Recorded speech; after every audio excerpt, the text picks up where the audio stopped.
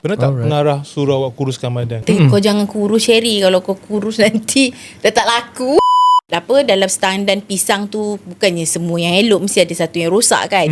Jadi itulah yang berlaku dalam industri. Tapi tak ada pun, maksudnya sekarang ni ada orang body shaming ke, bully ke. Saya tak nampak benda tu berlaku sekarang. Kalau ada, mungkin tak berlaku pada kita lah. Mungkin pada orang lain. Pernah tak pengarah suruh awak kuruskan badan? Tak ada. Tak ada.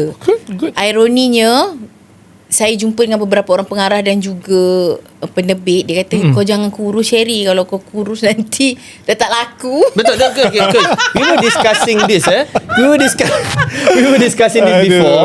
Saya rasa okay lah, kalau semua orang dalam industri semua nak, contohnya semua nak kecil lah ke apa, nak badan ramping ke apa saja, maknanya semua spesen lah. Dia tak ada variety. Tak ada lah, variety betul dalam lah. industri. Kalau semua kulit semua sama je, tak ada variety lah, betul lah.